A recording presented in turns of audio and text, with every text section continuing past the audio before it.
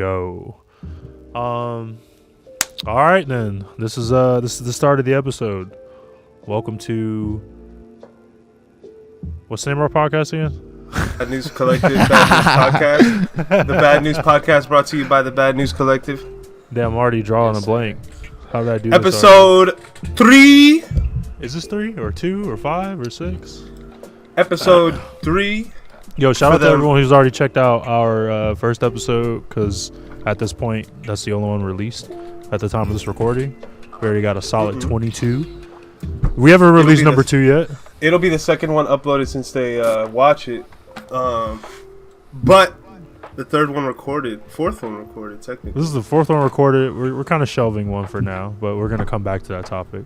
But yeah, man, we got our man Nicholas here, man. You wanna introduce yourself? What up? I'm Nick Brooks. I make music, do video work. I just wake up and feel like making shit that's cool all the time, and I do it. And you do I it go fucking to UCF. well, bro. He does do it market. Thank you.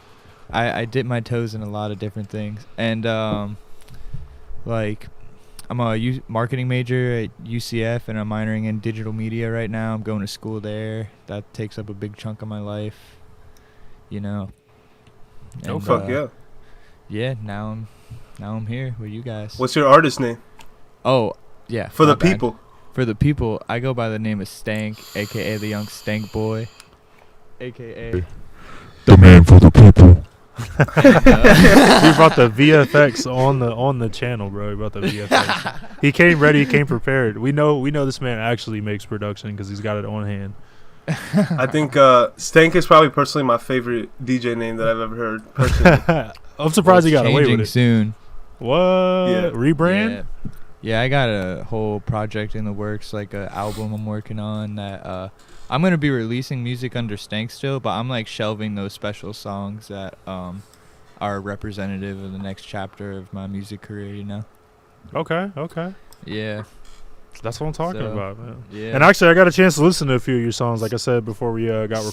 Stank, honestly, was just like a funny name for my shitty beats when I just first started making stuff, you know? It's just like Stank. And now it's stuck. Now you're stuck. I know.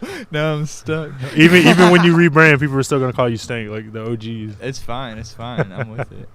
That's how it should be. I mean, like, I'm at 350 followers, and people are like, oh, you're just starting to get, like, people that consistently listen to you. Why would you change it? And I'm like, big picture shit, though. Like, you know what I mean? 350 people isn't that much. It's mostly my friends and stuff anyway. You know? That's a lot of friends, bro. Yeah. That's a lot of friends. I can't It's almost like your vision is bigger than 300, I think, right? Like you don't really care not that you don't really care, because I've been thinking recently about a brand change too myself, and I don't really focus so much on whether I lose these fans, because they're going to follow me regardless, you know? But, like, the name that I've made so much for myself isn't worth more than, like, changing my name, if that makes sense, and sticking to something that doesn't really represent what I'm trying to make. And I think Dubloads is one of the biggest people that I've seen, like, go away from, like, a brand like that, bro. In terms of, like, recent dubstep and recent EDM, recent anything. Like Dubloads was one of my favorite producers in dubstep for a long-ass time. And he recently just said he's retiring, so nobody even knows what the fuck he's doing, if anybody knows the Dubloads. I mean, yeah, also, he probably just can't afford to live as Dubloads anymore, and he needs to... everything going on, man, like, you know? Yep. But, like, he might be a big DJ, those guys are still getting by, like, month to month, you know? Right. Yeah. Sometimes week to week, bro. Like, it's scary right now as an artist, man. Yeah. It's real scary. Whew. I mean, honestly, these new lineups coming up, man. That's these drive-in concerts, these social distance concerts. Like that's pretty much the only thing people got to look forward to, like local promoters and whatever you can get your hands on. I mean, I'm really interested to see what the big guys are gonna do. You know, when their time comes to hit back on the stage. Like people were saying early April. I mean, I was listening to some comedians talk on a podcast. They were thinking like April is as soon as they may even be able to get on stage. So, like. Dude, if I was any major artist right now, I would just be in straight like album mode, trying to make a like masterpiece. Yep.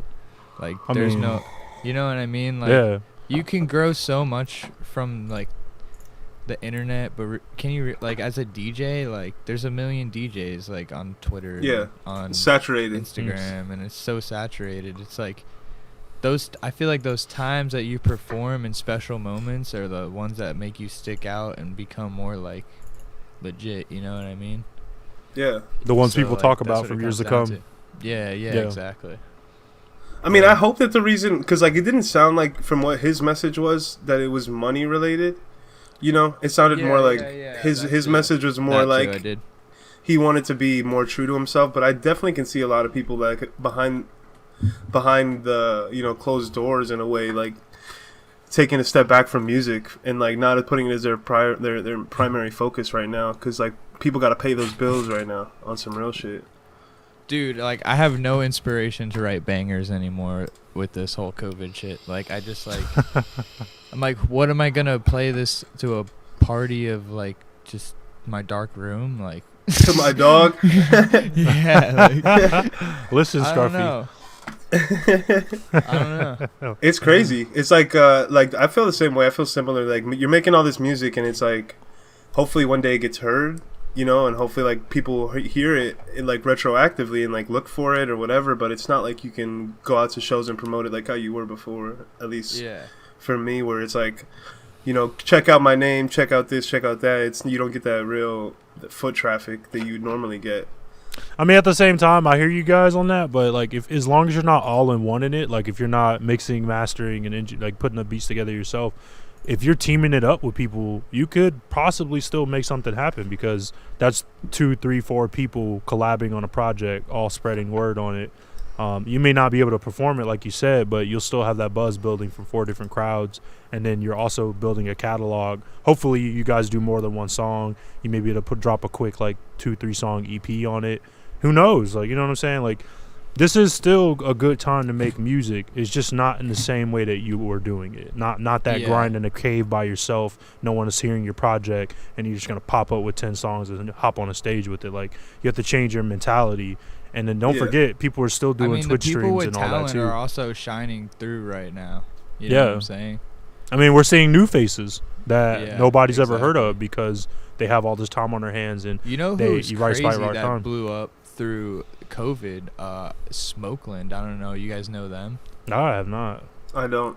Alec, you never heard of them? Nah. They're like the only group that I've seen in COVID like gained so much traction. Those dudes just like know how to use the internet, man. Yep. I don't know what it is, but some people got the sauce with that, and their music's fire too. So, I definitely haven't heard of them, but I'm gonna check them out. But I definitely heard somebody get a lot of clout. That just came up was that Papa Khan guy. I don't know if you've been following him. Oh, dude, yes, my buddy just actually got a lesson from him through Zoom like 2 days ago, and he sent me his music, dude. His shit is sounding insane. Like just what he learned from one little like sit in with him. Like he's got that machine gun sound design going crazy. That shit that just makes you want to be like. Yeah. There's still potential out there. You can like easily tap into something like how Deontay was saying, and like really like churn out some heat. But then in a way it's different, because like Khan's like 18 too, right? Oh yeah, I think he's 17 Something actually. Like that. I'm pretty sure he's 17. That's amazing. That's that dedication at an early age. Like that is what you want to see. That's somebody with a long career. Yeah. All right. Do you guys know Yari Dubs? I've heard of him definitely, but he's Deontay's from Georgia, so he wouldn't really know. I don't think. Okay, yeah. Mm-hmm. He's the only other kid. I just moved back to my hometown, Cape Coral, and he's the only other kid in this area that I know that makes dubstep. So I was just like, yo, what's up? And he came through. He's 18, and this kid's gas as fuck. I'm like, where did you learn this? Right? Like, well, it's crazy. Do you know that More Kismet? Have you heard of More it's Kismet? insane. Like he said the internet raised him, and that's what happened. But yeah, More Kismet, same thing. Yeah. More Kismet's 15. What? I know. And he's Wait, like 15? Yeah, I'm pretty sure. That's insane. His music is crazy. Yeah. And he goes by, I think he goes by they, them now, just to be like grammatically, politically correct. So I'm going to say that, More Kismet's on top of the fucking game in terms of like youngsters in the fucking scene, man. I don't know how. Like at 15, I couldn't even tie my shoes together for the same day, bro. Like, Yeah. that was a process. Yeah. That was I an had, like, accomplishment. I had 4 people yelling at me the whole day, like, bro, your shoes again, dude. Fuck. It's just crazy. Anyone can make music in their bedroom at any age, and it can pop off now. Like, there wasn't young kids in the music. I mean, maybe Michael Jackson, but that's all I could think of. But it Like, required a team back then. young You know, like yeah, now exactly. you can do it in your bedroom. Yeah, and I was gonna say Yeah. Michael Jackson wasn't even like him. It was like, Yeah. you know, it was his whole, whole family, and then Yeah, fucking yeah. they engineered him to be like this Yeah. prodigy fucking dance star, you know. Yeah.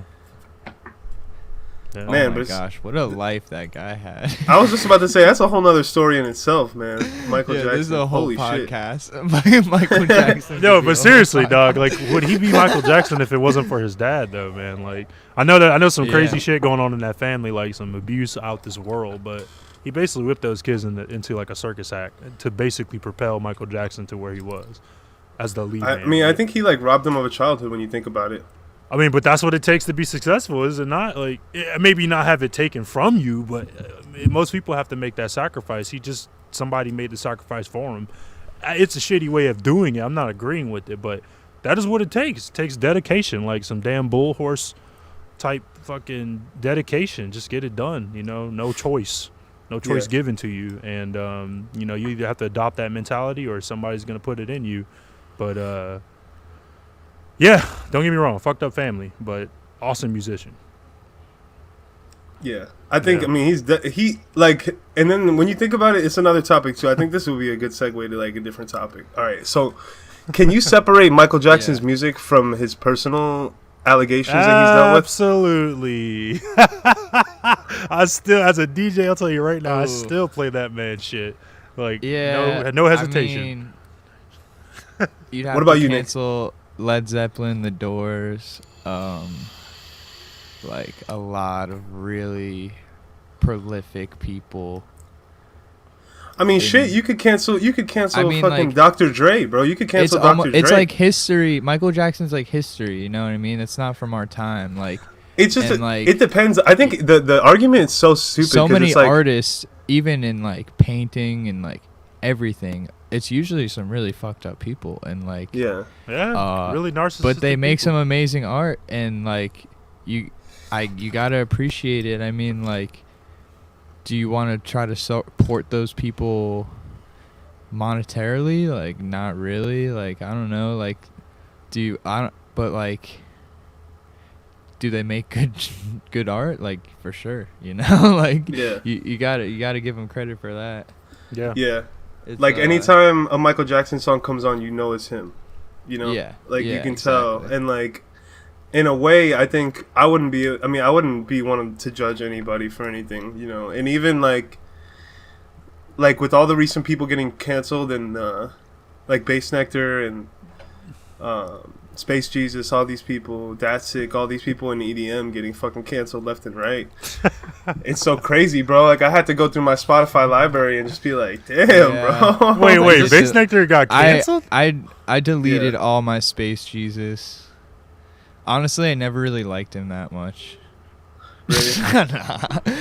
Like, Me and Deontay I thought had he was just I think we had funny. a big we like But his Space Jesus, right? music wise, it's always like all right to me. But like, he had a funny stage presence. I'd go to his shows, but like, Yeah. Oh, it shit. wasn't like.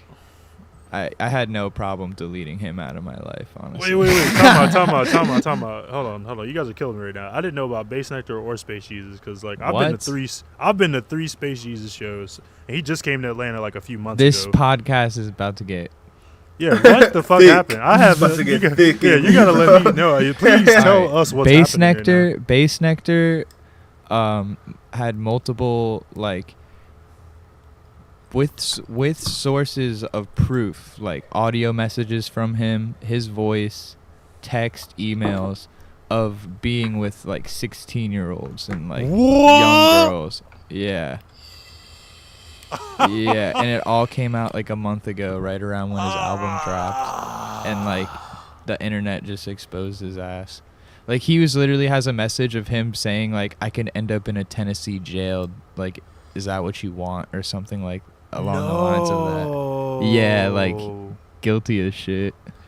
Yeah, So and there was bad. like, I think it was like maybe 24 hours that it took for the allegations to be like, surfacing and like people to come out.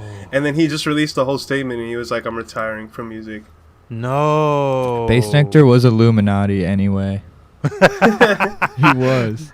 Yo, the last time I seen this Bass dude, Nectar's last time I seen this dude, he had pink elephant effects for like some of his songs, man. I don't even know where it came from, but I was gone in the middle of that crowd anyway. I still enjoy the man's shows. Pink Elephants. Looking I know back that on song. it. Is there a song Pink Elephants? Maybe. Yep. Oh Yeah. yeah. See, when you're at the level I was at that point, like I didn't know anything. It just sounded like noise to me. But it was a lot of bass, and I could feel it in my chest even halfway through the crowd. But Yeah, not gonna lie. damn, rest in peace. Nectar was one of the ones harder to like go because I was like, Damn, bro. oh. Yeah, On I a see smaller that. scale, my most listened to artist last year was Thriftworks, and some shit came up about him, and I listened to his music so much, and now when I listen to it, I just think of what he did, kind of, and it doesn't hit the same, honestly. Shit. I don't even want to get man. into it because it's gross, and I'm not trying to shit talk on a podcast and I think talk about people's I lives. I but seen it was some Thriftworks. bad shit. I seen Thriftworks back in Camp Bisco in 2017, and it was good. It was like some Yeah. chill stuff. It was like trap beats almost, but like weird chill vibes. No, And, I love it. It's like the perfect hybrid mix of every electronic genre. Like, oh. But Bass Nectar, man, just speaking on that, like he was one of my it sucks to say idols, but he was one of my Yeah, idols I coming mean, up in the every music. single Like, dubstep DJ probably idolized him a little bit. yeah, and You know it's what I'm like saying? Like, it sucks so hard to like hear that. Even despite all that, me being a really good fan, like all throughout the years, listening to all of his projects and supporting him, it was just like supporting this like false image, like this false image of like I mean, being a beacon. I always felt like there was something weird about him, but that was what was kind of cool about it. It was like this weird, mysterious, like. I couldn't with, get like, behind the it crowd because of his it's like group, but then it's like a cult following, man. Yeah, Like It he had like that. is. exactly. It is. I couldn't get behind that And that's shit. It why was he really was getting weird. away. That's why he was getting away with doing all this fucked up shit for so long. Is because he had like fans who would attack anyone that Yeah, said rapidly anything. attack And- anybody. But listen, Yeah. listen. Like this blanket behind me is the reason why I bought it is because of that Bass Nectar show I saw at Okeechobee in 2017, and then that I was- saw him at Bonnaroo 2019, That was the show that made me 2018. want to start making electronic music. Right? Like 2017 Bass Nectar at Okeechobee. what? I didn't even went know who that home was. and I used to write like indie rock, and I literally went home from Okeechobee and was like, damn, I need to like try to write an electronic beat. And I worked on this one song for like 6 months.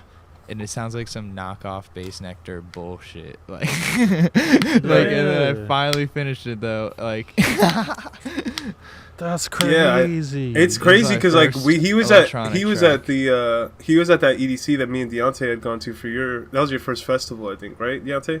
EDC. No, he was at the first time I seen Bass Nectar was at Okeechobee, and then I saw him I saw him. Nah, because we saw Slushy, Marshmallow, Junkie Kid, like Carnage. That was who we saw. at Was that Rare. really a festival? That was. I mean, I count it as a festival. I love Rare, to be honest. It's like one of my favorite one day events. It is because it's kind of it's so compact, man. I Yeah. enjoy it. I enjoy it like a motherfucker. I just don't think Carnage the vibes are festival vibes there. I disagree. I disagree. It doesn't need to be a long, campy kind of feel to be a festival. Like the crowd makes it a festival, and that crowd is definitely there. It's Yeah. a present crowd for sure. You know. I feel that. Yeah. I feel that. I'm not. I I'm can't not. do anything that ends at midnight.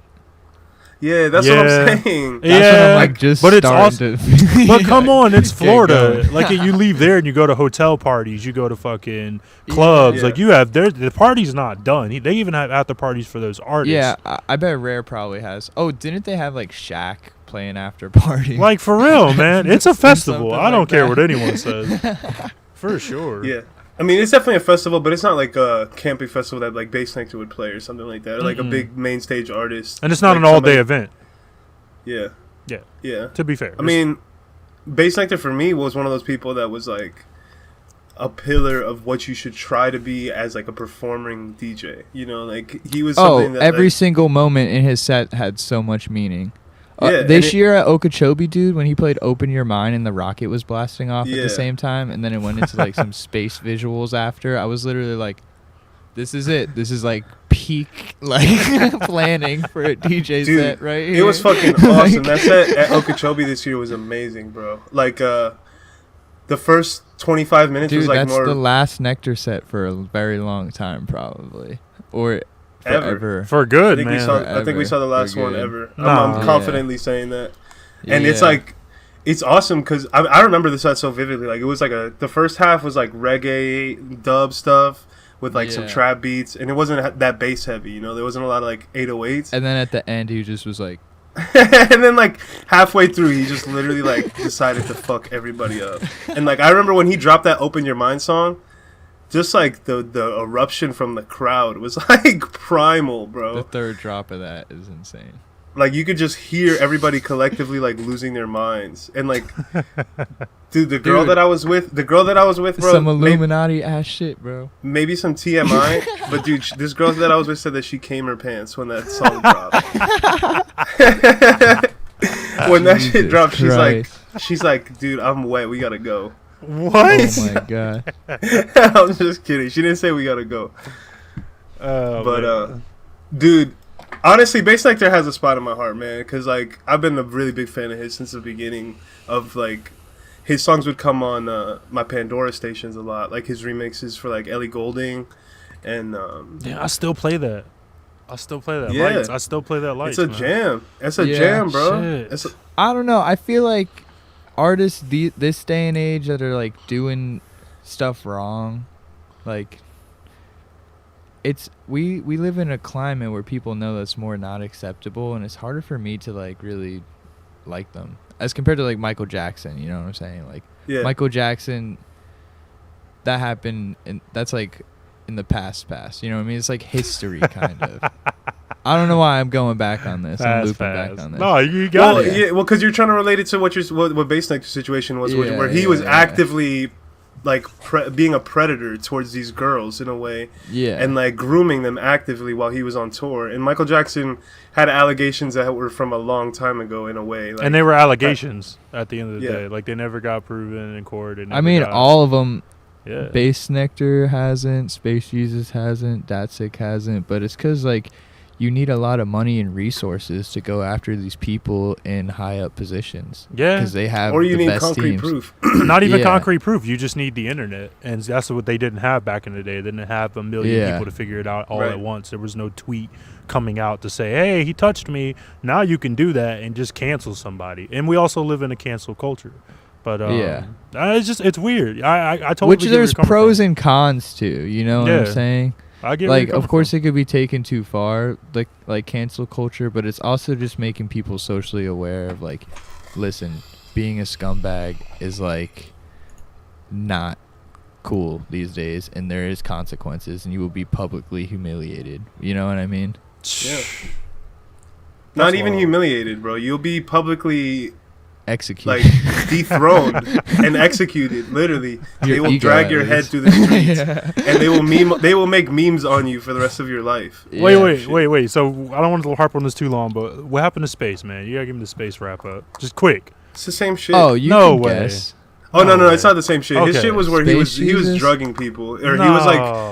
he was like actually making sure that girls were like marked and not marked. That was Datsik. I'm thinking of the Tulsa Yeah, stuff. no. He pretty much was just doing a hella K and giving a bunch of people K and doing whatever he wanted and thinking he can get away with it and not realizing that that's not a way to get your way in with a girl like a fucking idiot. I think Space Jesus' thing was more So- like consent. Like the consent was Space Jesus. Cancel. his thing was like his thing was more the girls didn't know if they were in the right state of mind to say yes or no, and there was multiple girls that said that they didn't remember a certain point of the night, like after the night with Space Jesus, and like Yeah.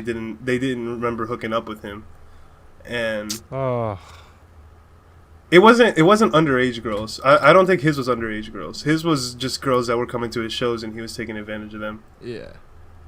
Man, I don't know. But Bass Nectar's was way more predatory. I feel like Bass Nectar's was way more. I don't know why Space Jesus hasn't came out and made a statement about his stuff. Dude, Oh, he tried on Instagram Live. It was so bad. He just goes, going on Instagram Live. No. It's crazy. I watched it at 3 p.m. Ask me anything. He did an AMA after the allegations came out. And, like, he only responded to one person talking about it and then kept talking about that one person's allegations and how they were false the whole time. And everyone in the comments is like, what about this one? What about this one? And he ignores it. And then, like, stares at the camera for, like, 10 minutes just repeating himself about the first one and then ends it. No. And everyone was just grilling him. Like, every DJ. No. Everyone in the comments just ripping him. It's crazy, bro, because, like, Space Jesus was, he was one of those people, too, that was, like, at the top of the echelon Of that sound, like, DJs. In terms of bass DJs? Dude, but, like, did he release anything in the last couple years? Was he riding off a whole underground wave of people's music? He definitely did. He was a release figurehead singles. for a few, man, but, like, I think maybe 4 singles over the past 3 years, maybe, or something. Like, not a lot. To be What's fair. Space Jesus from now till since his allegation? Okay, so because I remember back when the Datsik stuff came out, he was on tour with him, and that's why a lot of the stuff happened, like with him and Datsik together. And I actually saw them in Orlando when they came to House of Blues, and I actually met Space Jesus in the crowd. I met him in the crowd. He was walking around after the show, and that dude is tall as fuck. He's so tall, and it seemed like I got a really weird vibe from him just walking around. You know, like, he was walking around and, like, I said what's up to him and he, like, said what's up to me, and that was it. But he seemed like he was, like, really fucked up. He seemed like he was, like, super fucked up. Yes, dude. I mean, that's why everyone liked him, because he just was, like, fucked up and funny all the time, pretty much. He had those one-liners, man. Like, for sure. He would just cut the music and just say some funny shit and then cut it back on. Who likes spaghetti and like dumbass shit. Yeah. Yo, Diplo's like that too. No joke. All right, we're now talking about nobody has any allegations against him. All right, continue. What did you say about Yes. Diplo? No, I was gonna say Diplo is Yeah. crazy like that. Like we got Bonnaroo. lost in the sauce way too long. Yo, at Oh, Bonnaroo, no. 2017, I think. I saw Major Lazer, and Diplo is he's funny. He was like in the middle of the crowd. He's like, "Hey, put your hands together for everyone that's sober, or like, everyone that's not on drugs." Everyone's in the crowd like, "Boo!" And then he tells the crowd to go left and right, but it's like his left and right, so everyone's bumping into each other because they're trying to follow directions. And so it's like, it was a shit show. But I had a lot of fun at Major Lazer, man. And he was like that with A-Track and him back to back at 2018 EDC or 2017 EDC. So Diplo is Diplo's a definitely god, bro. he's a clown on the stage for sure. Diplo's a god, man. Mm-hmm. I really, I think the cancel culture thing is so weird, though, man. It's so weird how you can just, like, have your past dragged up like that, you know? Like, Yeah. it's a new age. I think it's too far when people are digging up tweets from 2012 when someone was like 14 years old saying dumb shit. Like, you know what I mean? Like, It it's depends. It definitely depends on what you're tweeting. Yeah, for sure. And that's for like, sure. that's like one of the big things. It's like, there's no scale. You know, there's no, like, scale that everybody's getting judged off of. It's sort of, like, arbitrary as fuck depending on how far you've came in the music industry, what your power is, and then you relate that to what you're saying or what you're doing, and then they, like, judge that, and they make their fucking opinion based off of that. And it's like, because Datsix allegations weren't even that bad. It felt like his were like, No, they're like, bad. like, okay, but when you think about Bass Nectar and then Space Jesus and then who Compared else? to them, I would say it's at like Space Jesus level. Equal. Yeah, it's Space crazy Nectar, though. It's crazy like, because they if canceled we're on a scale of everybody fucked just the up- same. Scale of fucked up. Bottom is here. We got like Space Jesus. That's sick. Then we got like Bass Nectar. Bass Nectar's all the way up there. He's camera. off the screen. It sucks, dude. It sucks. Why can't people just be good? You know, like you have such a platform to spread positivity and love, and all you want to do is get your dick wet. I mean, You never think that's just gonna happen. He was doing that. You never think it's going to come back on you, man. Like, you're on the top of your game. You're on drugs all the time. You're playing good music in front of hundreds of thousands of people. Why would anyone turn on them? Why would anyone turn their back on you? You know what I'm saying? Why would you think? I'm not justifying their actions, but this is what this is what you have to think like. When you're at the top of your game, you have to be like that. I'm invincible. And then you make one little slip up and it cancels your entire career. You know, this has never happened in the history of ever, right? This is only a recent thing. Like, that people have been able to do shit like this. Like, Bill Cosby has been getting away for shit for years. People have been putting allegations against him for decades. I mean, people used to get, like, publicly stoned. I mean, but a lot of times that was lies, right? Like, a lot of people were getting stoned for lies, though, right? Like, that's different. You're right. That's different. I mean, people are telling the truth, and they won't listen to you. For decades, it was like that. And only now is it like you have the true power to just put somebody out there. So to be fair, it's just like the internet, right? Like, we're still young in the internet. It's only in its like 20s or 30s. But like, cancel culture is 5 years old, bro. It's like a fucking toddler running around in diapers. Like, so much is changing. It's hard to keep up with. Yeah. Hey, this is gonna mature out. Don't get me wrong. People are different biologically now than 30 years ago by what we're eating. Like, it's like evolving into a whole other thing now. Humans are like, I feel like hitting a new level. I'm on a new in terms of people like being in the scope of the public, it's now more than ever. Like, everything that you do is going to be either talked about or, you know, passed around behind the scenes and then talked about. And it's just, you got to watch what you do. You got to watch what you say. You got to watch. Now you're being, like, people are taking way more social accountability on these DJs, you know? And, like, culturally, the scene has been so corrupt for so long, it sounds like that it's time for a change in EDM and rap and movies, Hollywood, you know? Yeah. All this shit is just like a cultural shift. And it's like I think instead of, I mean, I was going to get into this later, but with my whole new project I have planning, and I'm looking to start throwing events with a couple partners in Orlando too with it. And what we're trying to do is like, like, it's going to be a party, but like, we're trying to make it like very art oriented, put a lot of emphasis on visual art, and just have live painters and actually have like a atmosphere of creation, and where people think like they're open to do whatever, however, express themselves however they feel, you know? Yeah. And I kind of forget where we were stemming off from that, because I started thinking a lot about what I was gonna say. In terms of like the culture, how it's been like in the like raves nowadays. I feel like raves a lot of the time, like, I hate to say it, dude. Like, especially the mainstream shit, like Bonnaroo. I hate to hate on the flag behind you, but like, it's so drug oriented to so many people. You know what I'm saying? It shouldn't be like that. There's such an artistic thing about electronic music, and like, it's literally painting auditory pictures through synthesis. It's insane, you know? And like, I think people just don't realize the art that goes into this, and it's not just like like, you know what I'm it's saying? not just like weird insect noise. It's not just mess, you know? Yeah, it's real thought like, behind it. And I don't know, I think I just want to make that more clear. And people need that. We need that. We need something like that, like a haven, you know? Or like a sanctuary, you know, like you were saying. Exactly. You were saying definitely like that festival vibe I can feel, you know, in terms of art and like creativity, and having, you know, facilities for people to express themselves rather than just coming in with the main goal to get as fucked up as possible and then survive and make it home, you know. Yep. Yeah. Like that seems like so that's been many people's MO. And I mean, I want to say the electronic scene, but it is like in every music scene too. You know what I mean? It really it's is. Just with they have their own vices in every single one. I feel like the electronic people though go a little crazy.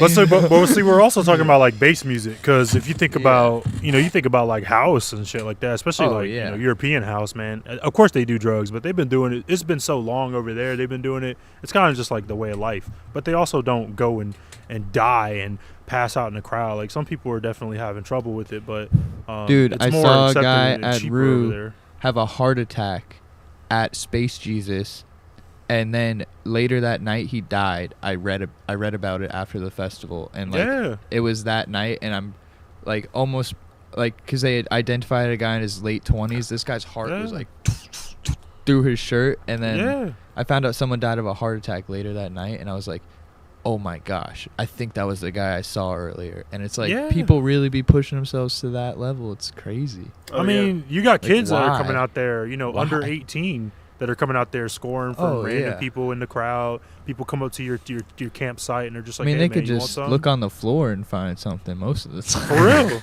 But I mean, and then people don't know doses. They don't understand. They don't understand dosage or anything. Like some people don't break. Saying I've done that. I'm just saying. There needs to be more education around it, man. And it's such a stigma. Like there's such a negative stigma for some reason around being safe with drugs, man. There's such a it's just because of the legality issue. Yeah, and but if what's that wrong was with not a thing, then like it would be so much safer. You wouldn't be hearing about people like ODing as much and stuff. Like it's. Yeah, but why do you need to take?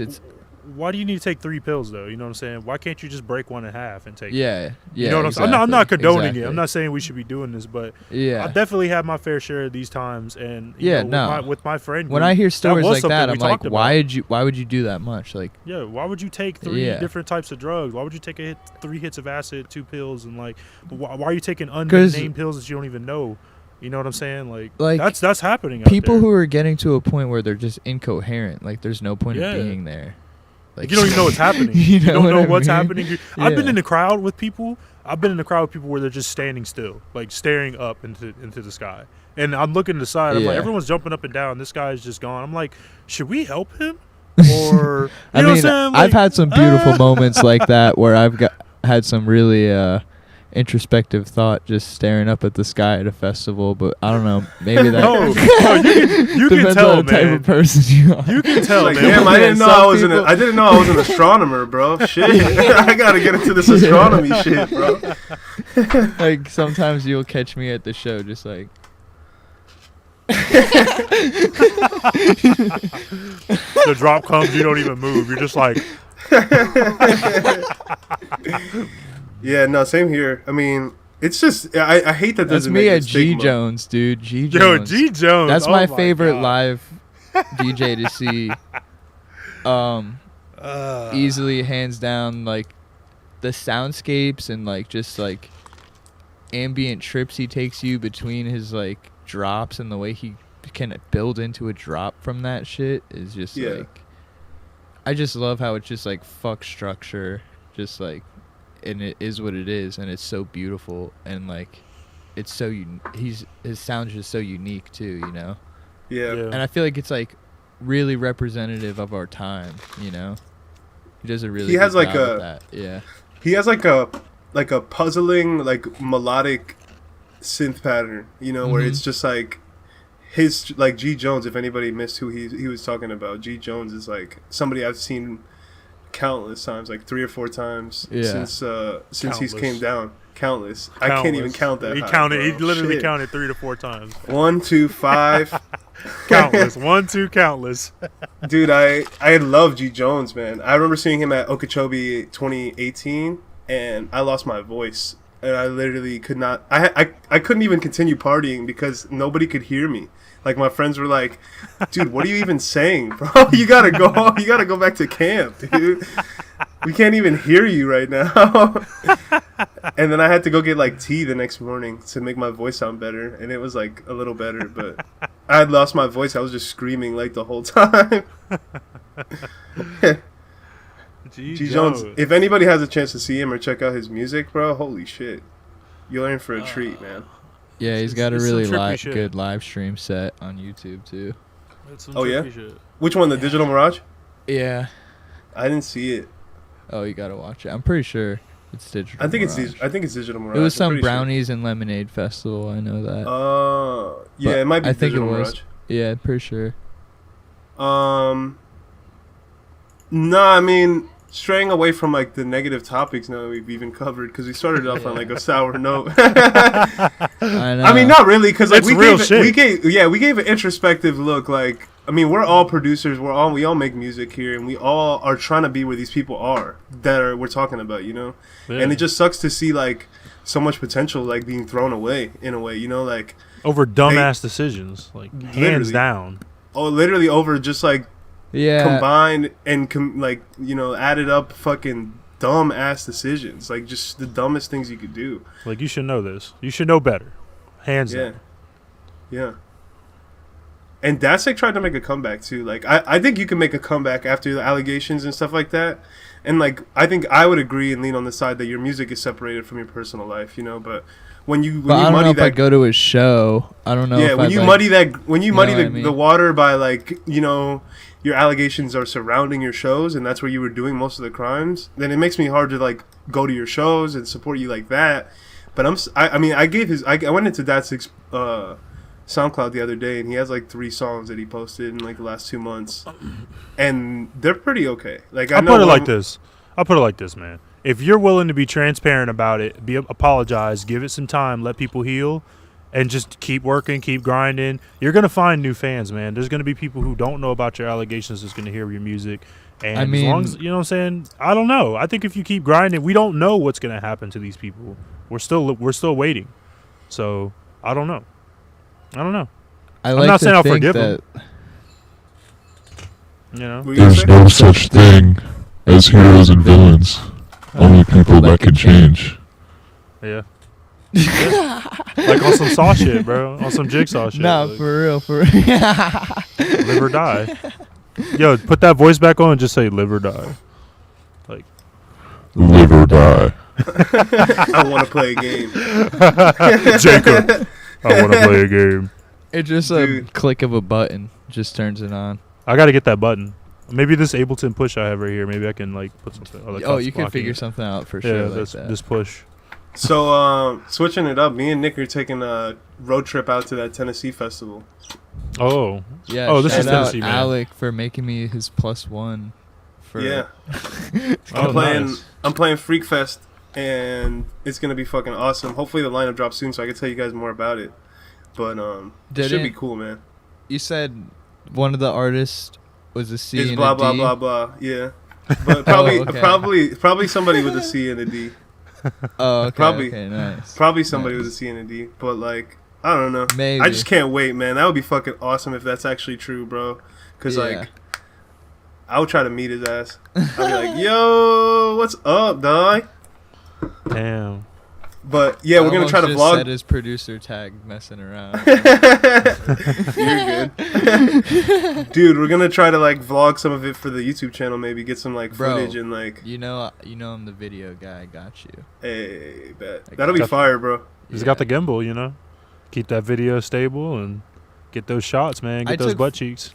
In high school, I took 4 years of TV production, and actually, by the 3rd year, me and my buddy were so into it, we started our own company, taking jobs on Craigslist. And we got in with our teacher. He let us use all the school's nice cameras and stuff, and we were just making money like off the school's equipment, editing the videos in class, literally people's weddings.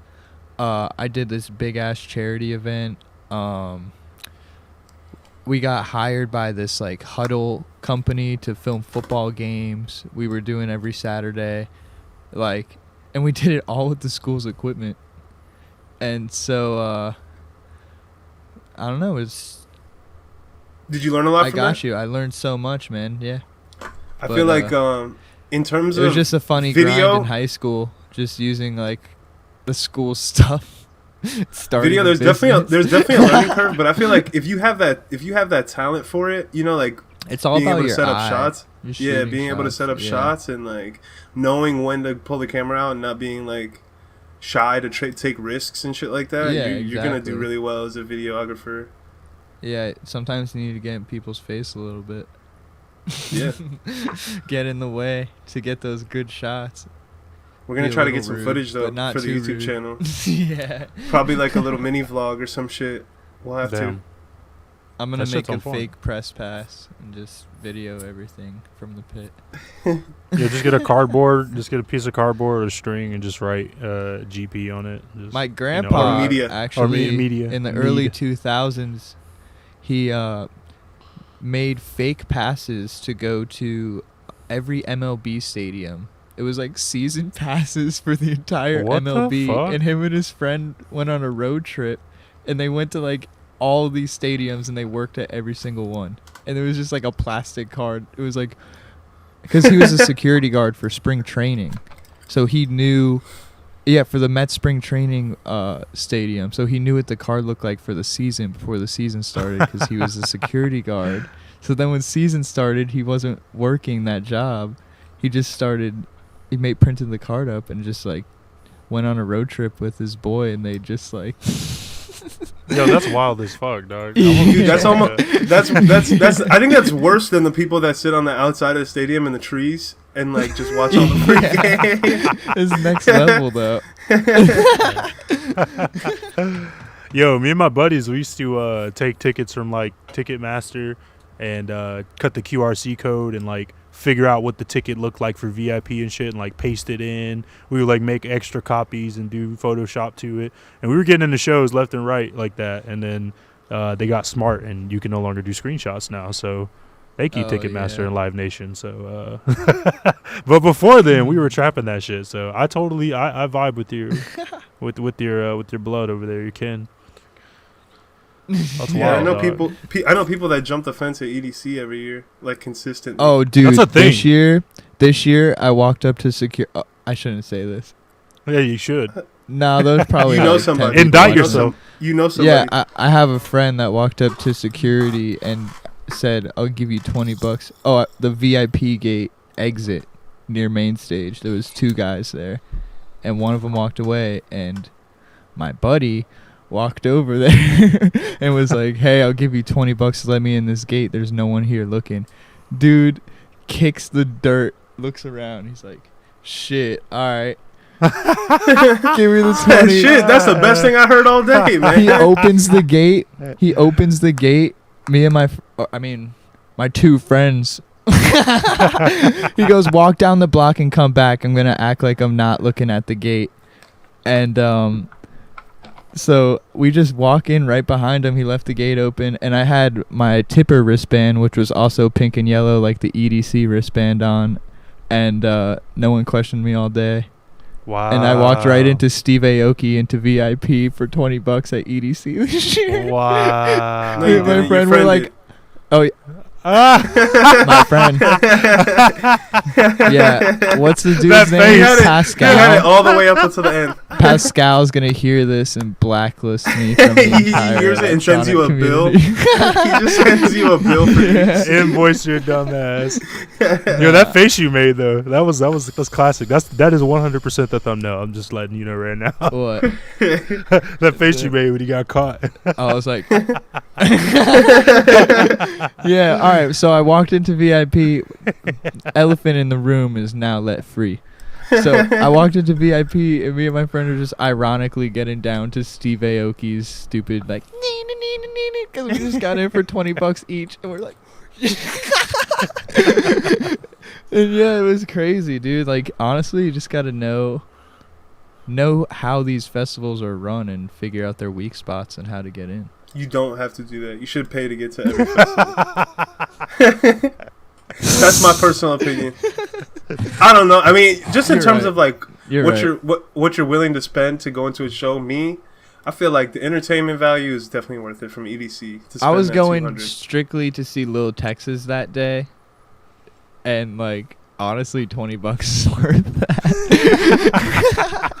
Dude, I Lil love Texas Lil is crazy, Texas. bro. Dude, that was I had so much fun. I love that guy's music, dude. Like, people either absolutely love it, which is like 15% of people I show, and then the rest of them are just like, yo, like, what the fuck is this? What the fuck is this? What kind of drug do I need to be on? Dude, I could wake up and just be like 200 BPM. Like, send it. I like one of Lil Tex's big influences, Dormouse. He's a breakcore DJ from the 90s that used to produce like super fast hardcore breakcore on video game softwares. I actually, because I DM'd him once because I was like, dude, you were making some crazy shit in the 90s. Like, what were you using? And because he's not that big, he's got like 2,500 followers on Instagram or something. He's just like a 40-year-old dad fitness trainer now that used to, I mean, he still makes electronic music, but you know, he's been doing it for a while. And yeah, he's like, it was like partial coding in the software to get things right. It was like this old software for like 16 8-bit music or something like that for old video games, and the dude used to sit in there and just make like the most intricate hardcore, like 180 to 200 BPM drum insanity. What? It must have taken him so long, so incredibly long. He said he used to go to shows with a PC and set it up. Could you imagine? What? Yes. That is crazy. That's official. That's it's an innovator. That's what I'm saying. Dude, that's why I messaged him, because like I was legit super interested. I saw how old his music was, and like how, like, honestly, if you look, the people that follow him, it's like EPROM, like all these big prolific artists, and he has 2,500 followers. It's like, because they know he's an innovator, and he was probably a big inspiration for them. You know what I mean? Yeah. And a like, lot of bleep bloop action, a lot of EPROM, a lot of I could see that. Yeah, Beast of Babylon, like, I love that song. Actually, talking about songs, can we talk about your Taylor Gang song, Mr. Sir? Oh, Mr. Sir, Mr. right. Stank. That caught me off guard big time. First off, I love the sampling in it. Yeah. Second, have you ever thought about, because since you know that song, then you know the rest of Cabin Fever, I hope, right? Oh, of course. Okay. Dude, I'm a huge Old Wiz fan. Like, my introduction to Wiz was Cabin shit. Fever. I don't shoot really? me, okay? I know mine people was say Cushion like, Orange Juice, like, and that's what everyone ago. says. Yeah, They're like classic Cushion Orange Juice. I get it. I went back. I did my research. Like I'm a Prince. fan, I think time. Prince of the City was a series of his old mixtapes that were gas too. Yep, I've gone all the way back, all the way to Bust Down, man. I know I now. found out about Wiz Khalifa. I found out about him through that freestyle that he uploaded on YouTube. Yeah. Which so one? all right. So Taylor. Oh, sorry. Which? Have you guys freestyle? heard that? Have you guys heard that freestyle? It was something planes. Shit. All right, keep talking. I'm gonna look it up right now. I'm gonna listen to it, and then I'm gonna. Go ahead. Spit Tell up. us All the right, so inspiration yeah, behind this. I wrote the entire track, like 90% of it, and then I was like, oh, this is cool. And then I was like, what if I was like just listening to like some Wiz Khalifa, and I was like, dude, what if I tried to just like get a acapella for Taylor Gang and throw it on there? Yes. Like something for, dude, because honestly, I hate to say it, that is now my biggest song, and I released it in a month ago, and like people just like to hear some shit they could relate to too. They know Taylor Gang. So low key, when I made that shit, I'm like, this one's for the people, you know? Like, you got to do that sometimes. It's his. By the way, it's his ATL freestyle, and he starts it out. He's like, life's good, so I'm feeling great. Call me out of town, shorty. Every week a different state, and all he's doing. This is like the reason why this is like a memorable video is because he's smoking a blunt, and he never ever smokes blunts. He only smokes joints. But like, I'm gonna send this video to you guys, and y'all should watch it if you have not. I know which one you're talking about, but I'll definitely rewatch it. It's been a while. But the reason why I brought this song up, I was saying you're a fan of Cabin Fever. I was wondering if you ever thought about using the soundbite, because I know I have, using the soundbite "Riding in the Maserati, nigga, no shirt" from Hustlin'. He like cuts the beat and everything, so it's like a straight acapella right there. Except I think he says "nigga, no shirt" is when the beat comes back in. So I was just gonna cut it myself, like as a DJ or something, but use that as a loop. Just do a build up. No shirt, no shirt, like just some crazy shit like that. Like Right. No shirt, no shirt, no shirt, no shirt, no shirt, no shirt. Yes, but nah, man, that album for me is what got me into Wiz. That mixtape. So there's a lot of songs on there that are quotables. He even took that song he did with Juicy J. He took a couple lines from that song and made like 2 or 3 different songs. Him and Juicy J on further mixtapes. They both took reference things from their that. old music a lot, which I like. You know what I mean? Yeah, Like Juicy J always repeats lines, but then puts a different twist at the end. Yeah, of it, you know what I mean? From like his prolific songs, like it's lit. Was it I she mean, rolling weed and she don't even smoke like that? They turned that into a song. You know what I'm saying? Into a whole song, yeah. From a throwaway, I feel like that was a throwaway on that mixtape. That wasn't even really like one of his star songs on there. But that's the crazy part. You'll take a throwaway and turn it into a whole new hit. Like, I'd always enjoyed that part about Wiz and his whole camp, and yeah, that's wild. I would say Wiz Khalifa and Mac Miller were the first 2 modern artists I got into in rap when I was like in middle school. And like honestly, I didn't listen to a lot of new music for a long time. I pretty much like how I got my music taste was my dad gave me 3 giant folders of CDs of all the best albums from like the 60s to 2000s, and was like, here's a Sony Walkman, download whatever ones have a cool album cover. And the radio never really interested me, so like in like 4th grade my favorite artists were like Pink Floyd, The Doors, Led Zeppelin, like as a young kid. Like it's really funny. Jeez, man, that's awesome. I'm not gonna lie. Like, you can tell based off of your like your style in a way that your influences like were those people, and then the EDM stuff that you've heard recently in a way. Like that's the fusion stuff that you've showed me is awesome in terms of like blending styles. That's and like my whole project, that my album I'm working on. I might as well talk about it a little bit. You should. Please do. The Haven Woods project is what it's going to be called, and not the Haven Woods project, just Haven Woods, but you know, I'm just talking about the whole project in general. But yeah, I've been taking some time kind of away from writing electronic music full time and playing my guitar more and like practicing piano, just like getting that real music theory down, and then now implementing it more into my beats, you know? Like I have some songs that are literally one fucking note that I just alter to pitch change and shit through the whole thing, but it's literally a fucking D. No, like the entire sound in a drop, and I'm like automating pitches, changes and shit to get it to sound cool and like have a melody with it. Like it won't even, like, you know what I mean? Like I'm trying to get more musical with my stuff too, like actually theory wise, you know, like, and implement that. And yeah, you know, I my introduction to music, I was 9 and started taking guitar lessons. So that's like how I first started learning that. So just going back to the basics and implementing it into what I've learned now, you know? Yeah, man, that's on point. I mean, I got a little 88 next to me, and that's pretty much what I'm doing too. Like, so I get nice, you. Yeah. I'm gonna try to put one of your songs on the intro. Probably, if not that Taylor Gang one, a different one, bro. I would honestly, his duality. I really like that. In the intro. Yo, duality, bro. I like that song. Yeah, that's a straight journey.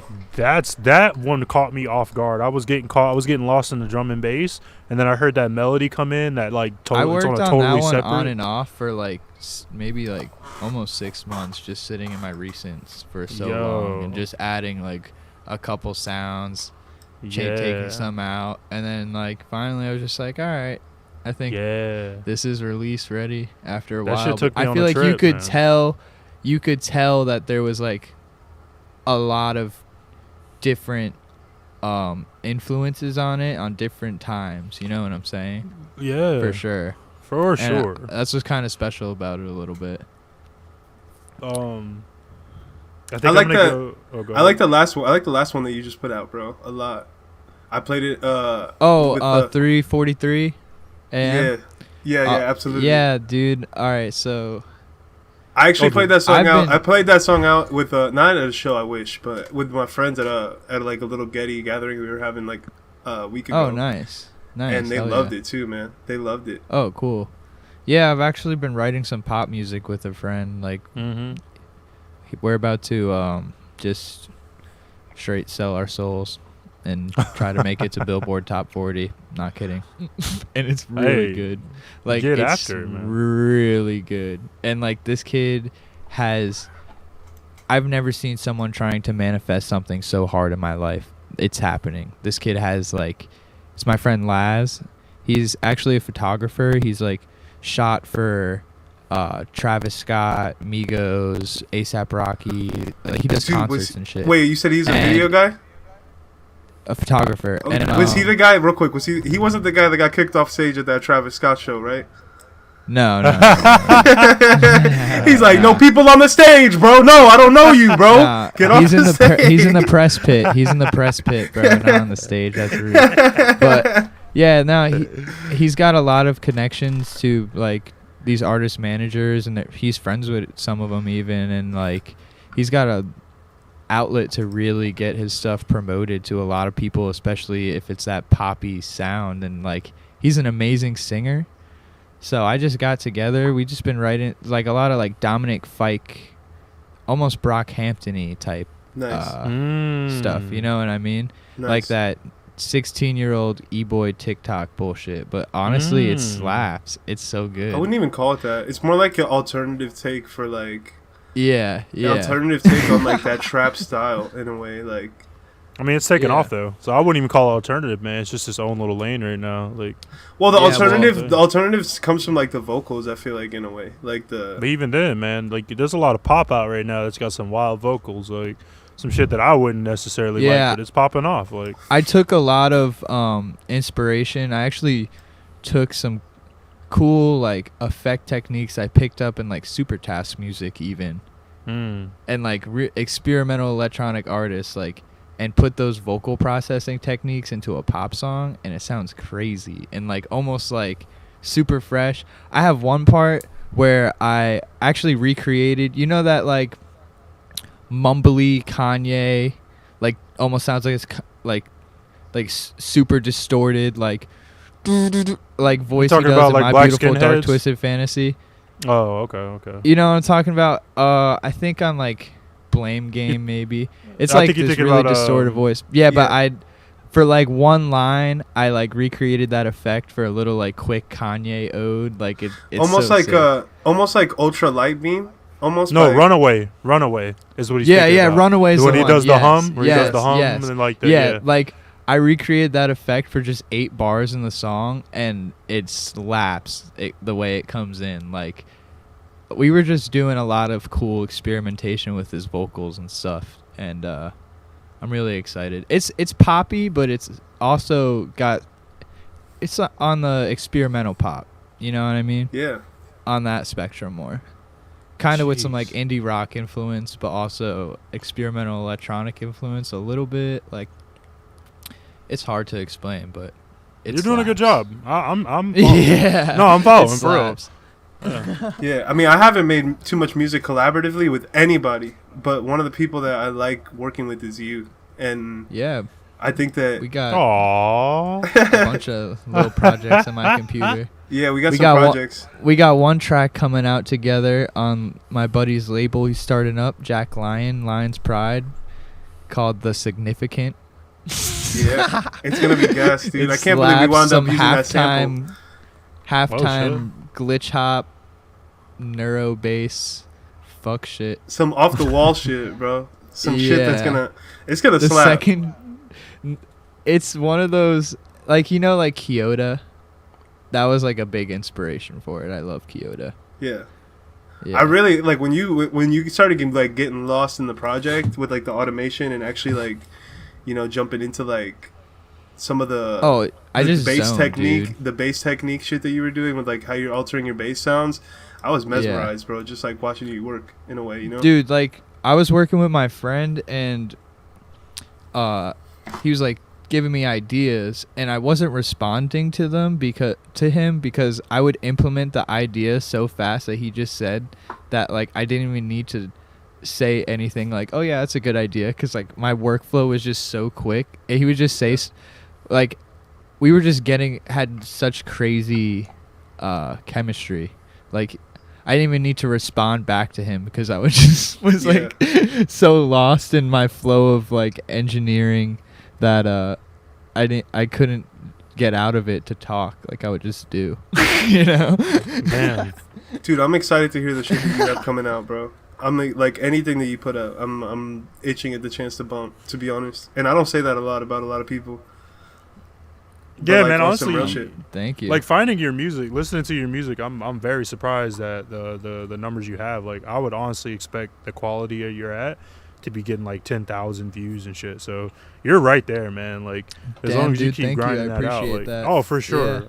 I was super like I didn't even look at your views until I was already like 5-6 songs in. I just kept going. You know, I was like, oh, this dude's not joking. Like he doesn't need any help, no engineer, mix it. No, he's doing it all pretty himself. much. Like, The greatest thing that has ever happened to me is just people breaking my heart and me taking that energy and just sitting in my room and learning to make music so hard and making just that's how, instead of responding, I just respond through creation. Yeah, That makes instead of sense. responding to the negativity, You know you what just I'm sort of saying? like know how to express Yeah. yourself in a different way. And like, Yeah. It makes me super obsessed to just want to get better whenever people shit on me for some reason. that's good, bro. That's honestly, like, when you can say that and mean it, that's some real shit, you know? That's how Yeah. you have your mental, you know, your stronghold set up. When nobody can break you and you can still I mean, be your purest form. the times I've leveled up in music the most are like 3 months after like I've taken like really 3 chicks really serious in my life, but I've, you know, been around a little bit the block. But like after those 3 girls, dude, like they all kind of ended pretty bad, and that's when I leveled up so hard. I don't know what it is. That motivation, I just felt like I needed to find myself in this shit or something, you know, and just get better every day. You did. Instead of sitting around moping. And did. like, yeah, because it was just a really good distraction too from, you know. Yeah, you can enter that zone and just sort of like escape the bullshit in a way. Yeah. And then just like really just freely express yourself and move, you know, move the music how you want it to move. And with no holds barred in a way, like you can't really let that negativity show in your music or like influence your workflow, because I'm off that energy right now. Yeah, right? Like literally. Right? Yeah. That's awesome, bro. That's like inspiring in a way, you know, because like some people like me, I don't know how well I can handle like rejection, defeat, like, stuff like that in order to really change it and like direct it into my fucking duck. I mean, yeah, dude, I'm not going to What? say names, but like I got like pretty much cheated on with one of my favorite DJs. It didn't even feel real. It made me want to quit music almost, but then I just dropped some of my biggest and best tunes right after, and now I'm back in it, motivated again to run it. Right. You know, and like it's bad to like kind of get off on that dark negative energy and be fueled by it, but also like if you can do that, that's also powerful, because a lot of people fall to it and let it destroy them. I was about to say, like, what else is your You what's know? your if you're not changing it into positivity, what are you gonna do? You know, Yeah, you're just gonna sit like and rot sit in it. yeah, forever. exactly, and marinate in the Yeah. sadness and like let it take over you. And really, when you can make that step and like separate that from your art, it's awesome, bro. It's so awesome to hear that shit's going good for you, man, with that shit. Like, because I know we were talking about it a couple months ago, and it seemed like you had a different mindset about it in a way, you know, like not as strong about it, like No, I was like, I wanted to quit music for a little bit, Yeah. honestly. Like, I was just like, because what happened was, it's just like, I don't know. It's like, what's the point? But then a point comes. Yeah. Eventually, and then you get back there's into always it. a point, bro. You can always find a point. Man, it just sounds like you got knocked the fuck down, man, and you just had to reconfig. and Yeah, no. figure out what's Recalibrate. going on. Like That's where what I'm you doing coming right from now, man. It's like you gotta find new motivations. Every day I try to level up in some way, you know. Yeah, Yeah. Use that shit as fuel, man. Like get Yeah. that monkey off your back and just keep moving forward. For sure. I mean, I That's related real. to like somebody like Kobe Bryant or something like that. You know, having like a bad childhood or like not a bad childhood, but like, you know, just like a bad experience in school and like going home and going to go play basketball every single day. You know, and like trying to fucking turn that negativity or like get himself out of his situation in a way. You know, whether it's monetary or mental or emotional, like get yourself out of that situation in whatever way that you can. And like, Yeah. it's really admirable, bro. You're a beacon. You know. Thank you. Yeah, man, I'd live to just try to inspire other people. That's really my main goal through art, is to just have people tell me like, oh, your song made my day, or oh, your song made me want to make music, or like, oh, like that. I'd rather hear that more than it was good any day. You know what I mean? Yeah. Like, if it can get your mind to like want to do something positive for yourself, that is my main goal of my music, you know. Yeah. Same here. I would agree. And even through like sad songs, like people find comfort in that. My lit ass shit, Yeah. party shit. People, you know, you're in a bad mood. Sometimes you could just throw on a banger and just forget about it, you know.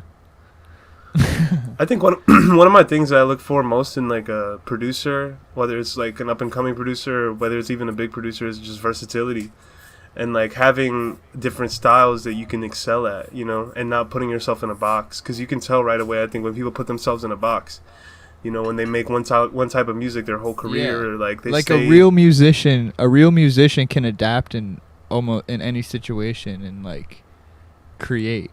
yeah, You know what I'm saying?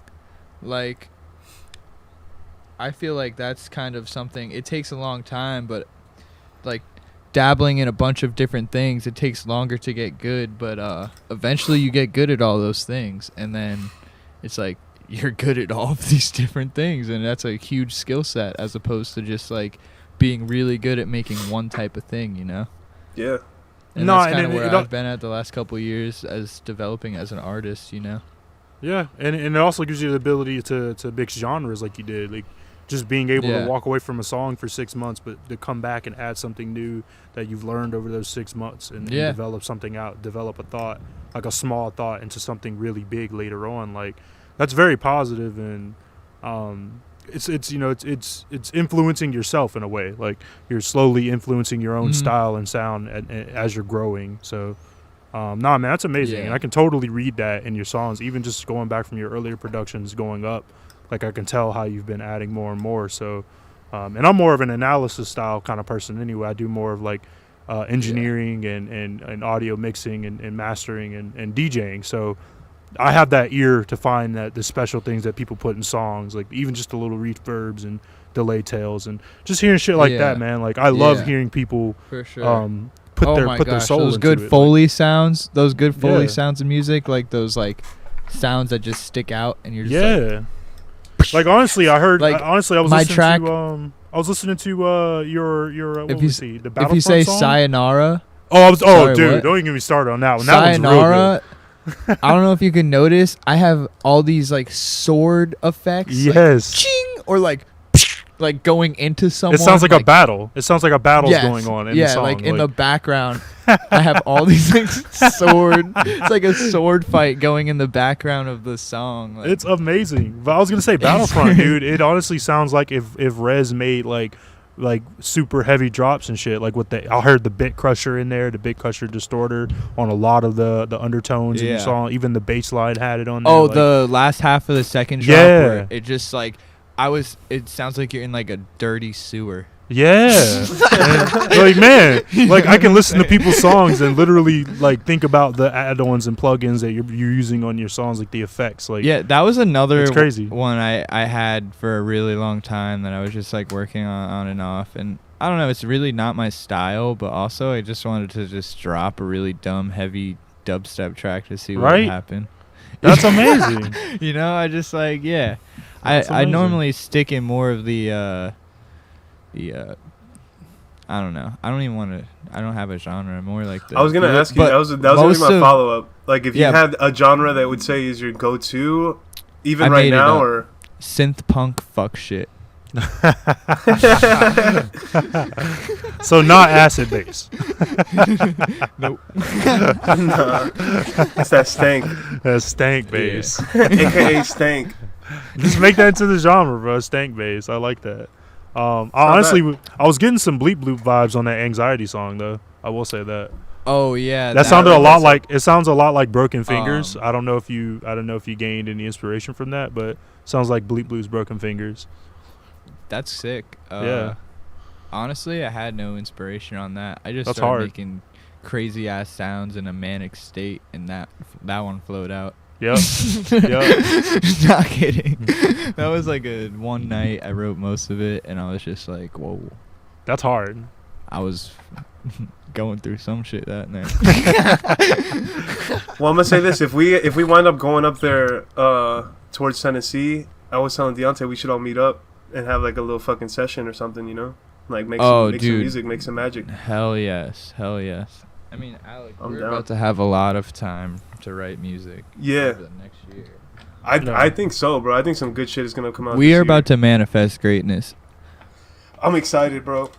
And I'm low-key making a pop album that's going to fund all of it. And then I'm just going to chill in a basement and make dubstep. Low key I gonna was get signed to joking around with my Interscope. friend. He's like, yeah, dude. Well, he has a plan. He is going to make music videos. We're going to do the whole album. And he's got a lot of contacts with labels and shit. So he's going to actually try to pitch it to labels before it's released with a whole image. And, be like, we have this whole package, like an industry plant type deal. You know what I'm saying? Like, I got this whole thing I could offer you. You just have to promote it. It's fire as fuck. Yeah. And that's like the way we're going into this project. And we're being super perfectionist about everything, every detail, to the tone of his voice and every word, to everything. Like, we are trying to sell our souls for pop. It's like the 8th time you said it, man. I believe him now.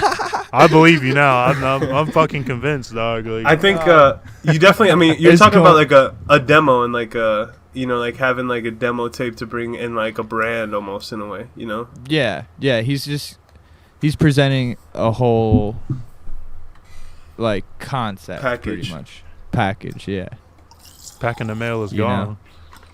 That's awesome, bro. And dude, like, if someone gives it a chance, that'd be crazy. Even if they were like, here's 200K or something, that's still insane. 180.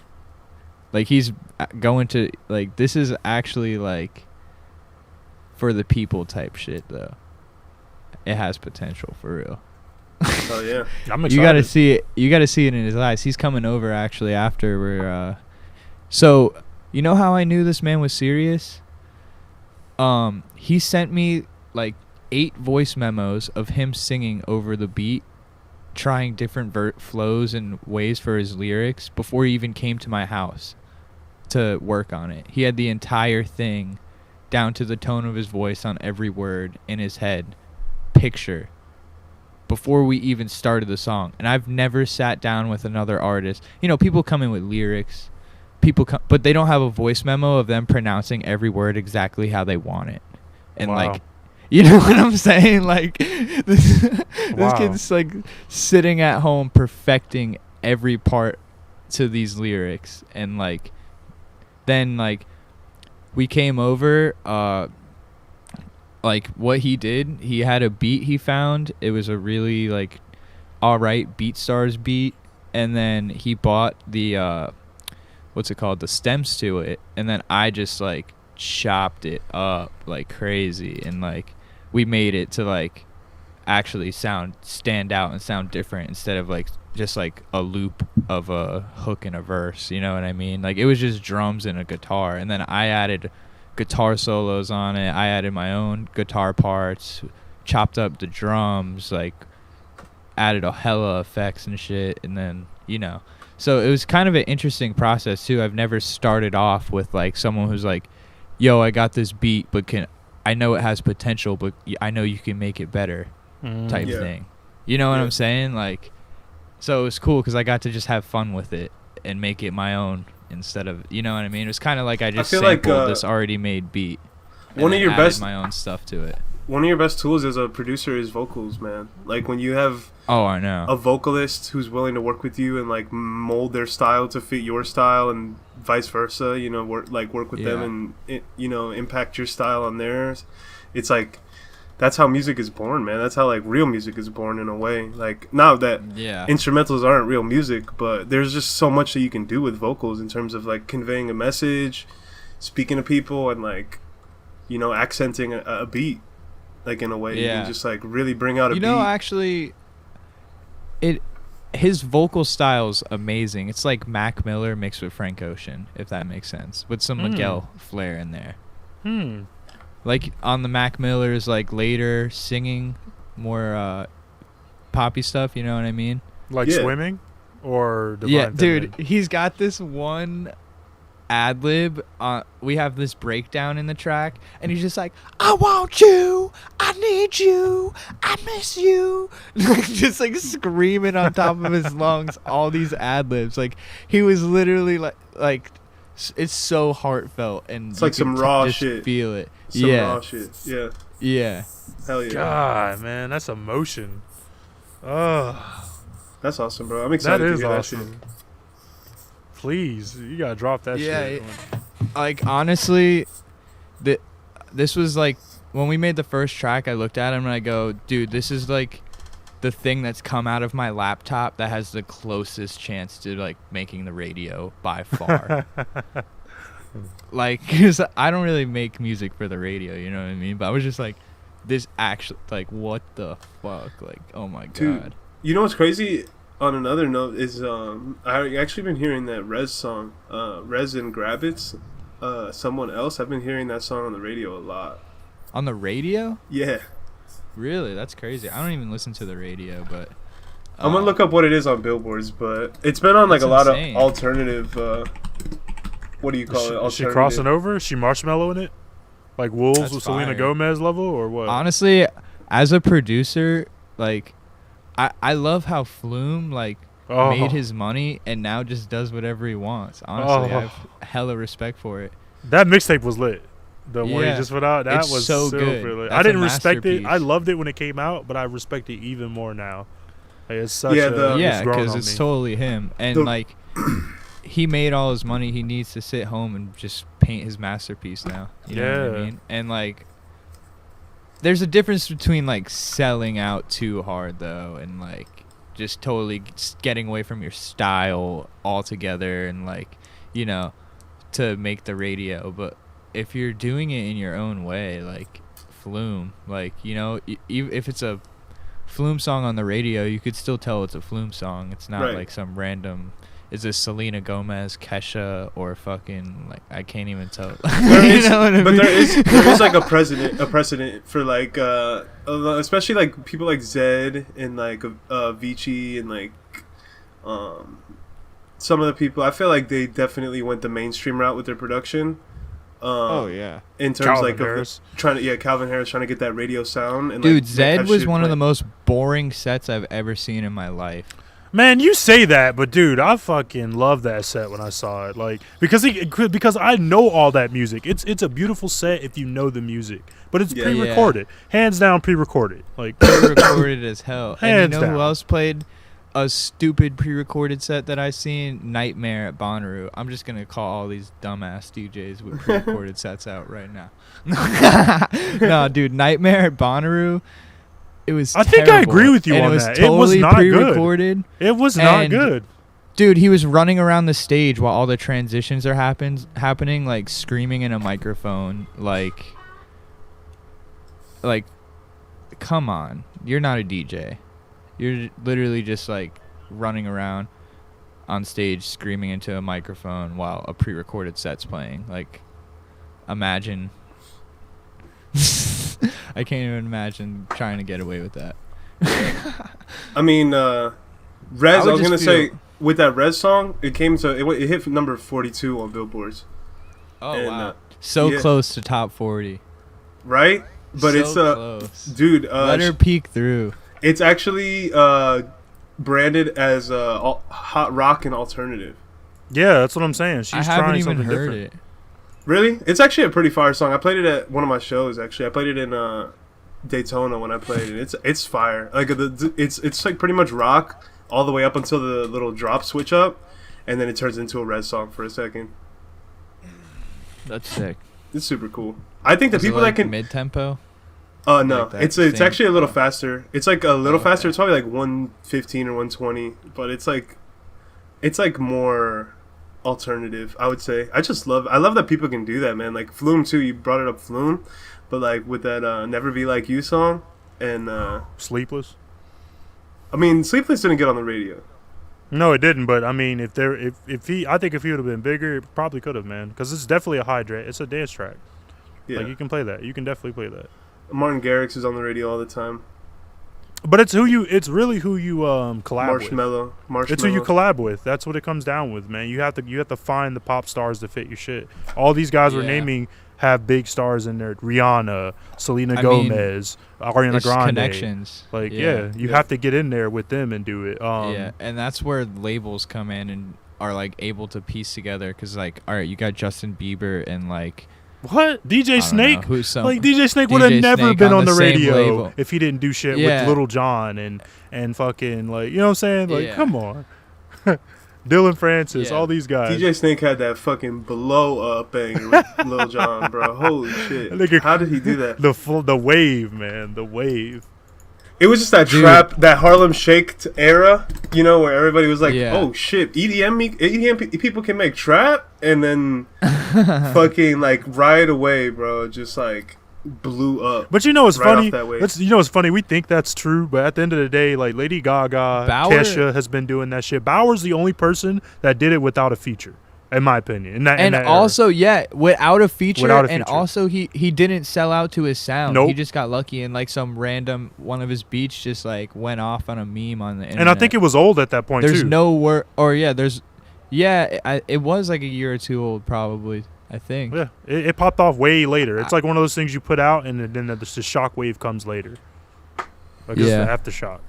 I mean, dude, that's like what TikTok's doing to a bunch of music now, and it's Very like true. I was music just you've thinking, never you've never even heard it because only 16-year-olds listen to it, but it has so many plays and so many and it's like, how does this exist? Like, I don't know, but it does. You know, Harlem Shake was like almost a birth of all these fucking TikToks, bro. When you think about it, Yeah, it was the Oh meme. my It was the God. meme of before. It was the ultimate meme. I mean, that okay, time. so Harlem Shake and Gristronics both kind of blew up the same Ooh. way, like an internet trend Ooh, meme. I love that You know song. what I'm saying? Yeah, but like the dumb videos, ooh, this should be hitting. You know what I'm saying?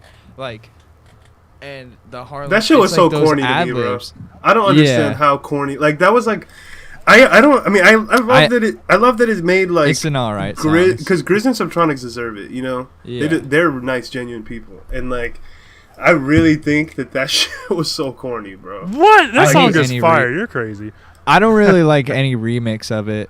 The original can stand There's as which it is, remix? 'cause it Every is what it artist is. did a remix for it, bro. But Every the single I know. original is I the didn't best. like any of them. Yeah, the original is the best. The original. The is by original was far. the best, but then like it got so overplayed, so overdone, and good for them. But But holy that's what a shit, good song man. does, man. That's exactly what you do to Yeah. a good song. You blow that shit up. Exactly. Like Yeah, Old Town Yeah, Road's the only exactly. thing that survived getting completely wrung dry. Like it did not survive. it definitely you did cannot, survive. you cannot play that shit. Oh, anymore. but it doesn't matter. Hell He's the no. most platinumed out fucking like Oh, yeah, single yeah, yeah. ever on the billboards. He'll hold that record for years, decades maybe. yeah. You know what I'm saying? It did its job. Did it blow up more than the guy from Korea? The what's it I'm called? pretty, Gangnam I'm Style. Gangnam pretty Style? sure, man. I'm pretty Gangnam sure. Style went off years ago too. But Gangnam Style's crazy. we're Gangnam more Style's probably the infectious. most- We're more infectious now today than anything. More people have internet. More people Yeah. are on this shit than ever. And it sat at the top of billboards Dude, for the longest. But it's crazy. Lil Nas X found that beat on BeatStars, recorded the song in his bedroom. Look what happened. Yep. Then Billy Ray Cyrus jumped on it. That's really what took it off. Well, it was taken off before But that, he too. completely pushed it to the But next that level. made it to like there's like rednecks at a NASCAR event listening Right. to it now, you know. And I'm like, you know what My I'm achy saying? breaky heart jumped on it and completely fucked that song up, yeah. bro. Like that's what it takes though. That showed the fusion of the power of music, man. It's really wild. Yeah. It showed that anyone can do it too. From your bedroom to Billy Ray Cyrus, like that's wild. Yeah. Didn't Diplo make the one that blew up though? Or no? No, he didn't, right? No. No, dude, it's literally some kid. He'll be mad if he hears this, but it's like some country like Czechoslovakia or in that area, some random bedroom producer that made that beat. Now he's rich. Oh, Diplo just did a remix. My bad. Yeah. Yeah, he did. It's probably not Czechoslovakia. If he finds this podcast, sorry, I got your country wrong. It's one of those like Kazakhstan. Obscure countries out there. Yo, real quick, dude. I think the last topic that we should talk about is how shitty that "Yummy" song is by Justin Bieber, bro. Oh, shut the fuck up. Let's talk about WAP, dog. You know what's worse? that Cardi B. That's what I'm saying. The WAP, dog. That song. shit's WAP. hard. That is the worst. It's terrible. It's great. It came on SoundCloud for some reason, and I didn't even know what I was listening to, and I was just like, oh my god, this is so bad. I had to turn it off. That wet and gushy, man. I feel can't like believe in a music way has come to this. they're ironically like playing into their They're trolling. They're They're trolling. trolling for sure, They're yeah. trolling. Bro, They're definitely that's like, their yeah. image. That is their image. Cardi B was Yeah. a stripper. Okay. Like it's like this is like a 6ix9ine move. It's not like for it's not like a troll, but I feel like they're ironically like in a way like self-aware of what they're doing with like their body and like knowing that there's a bunch of horny guys that are eating this shit up and like a bunch of horny kids that are eating this shit up and like in a way the more outlandish their lyrics were, especially in this song, like the lyrics in this song are probably some of the most like graphic that I've heard in like a big setting, like in a big in like a big song. like in a song that has so many people listening to it and like yes, it's crazy. I can because I know, dude. Ben Shapiro, did you hear him like break down the lyrics? Who cares? No, he didn't break it down, but he just like he just repeated like he was rapping the lyrics almost. He was just like saying how offended he was at the lyrics, and hearing him fucking say like swipe your nose like a credit card in your ass or whatever the fuck. I started dying, bro. Yes, I love that song, man. It's everything you need it to be. It's a troll where they know what they're doing. They knew it was going to get negative attention and it was going to blow up off of it. They already knew what was going to happen. People were bored in their house, tired of hearing about coronavirus. I think this might be the first time we mentioned coronavirus on this podcast today. So we did a very good job. It took us an hour and a half. Thank God. And this is our longest so far. So congratulations to you, Nicholas. Yes. Whoop whoop, dude! I'd like to do another one. It was fun. Oh shit! Yeah. We definitely We'll have you on for another one. We could probably do a live one when we go up there. I'm thinking that like if we go up there, we can like turn on some webcams. Oh hell yeah! No jumper style. Record that shit on your phone. I mean, I told a couple of people I was doing this today, and they wanted a live link, and I was like, oh no, it's not gonna. We're working on the production value, man. We're trying to keep this shit as tight as possible. Oh no. So, it's already probably better than most people because you guys know about audio. So that's what we keep telling. That's what I keep telling. That's what we tell ourselves. We're just like, look, if we can focus on the audio, that'll at least get people to just listen to it. And exactly. Oh yeah. Focus on the audio. I gotta get the push working, man. That shit. I gotta figure that. You gotta show me how to do that. We're gonna do our own Zoom call soon. I gotta watch yeah, the bathtub. What's this one? This sounds It sounds like you're in a gym bathroom. I was gonna say, all right, that can't be the last topic, that yummy thing. But I was gonna say, before we cut it off, what's one big inspiration that you find yourself like listening to in like daily, yearly, like coming back to consistently for like some type of feeling, Jim Morrison, The Doors. Okay. All-time favorite music project of all time, hands down. Okay. Yeah. Easy choice. Did you like the collab with Skrillex? Easy. Did you like that's the door. That's the Doors, right? I mean, like, yeah, it's not bad, but it's not The Doors. It's just right. like one dude from The Doors playing an organ riff on it. You know what I'm saying? Ray Manzarek just played some organ like 2 years before he died, like 60 years after The Doors were around. And they just put the featuring The Doors for hype, but like it's still pretty good. Yeah. I'm low key. I'm just hating because I'm jealous. Skrillex got to make a song with the door. Dude, Skrillex is honestly that's crazy because Skrillex is my number one, man. My number one that I always. That go was back the to. first EDM show I ever saw. Really? Skrillex, Year One of Okeechobee. Yeah, that was what got me into nice. this whole thing. I was 17. Slid up. Senior year of high school. I was in a camping festival. Like, what the hell is going on here? That's so awesome, dude.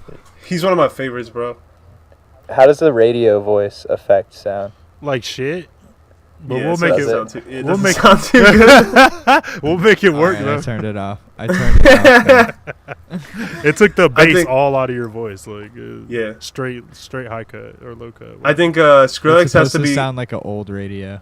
Skrillex has to be like my number one in terms of variety and like the energy that he brings to his songs. You know, you can always tell that it's like a Skrillex song with like the way that he fills out the sound and like really can convey his ideas, you know, and like really go off in a way like on whatever the fuck he does. Yeah, this is funny. Well, actually, one of my ex-girlfriends bought me Recess on cassette tape. Oh shit.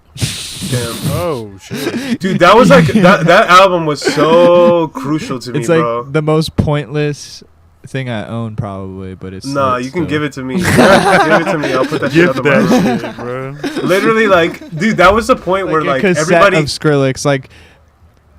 everybody in his fan base split up. It was like a split, like a hard split between Skrillex. Mhm. You're not making the same dubstep anymore. Stop doing what you're doing and keep making the same dubstep that you've been making.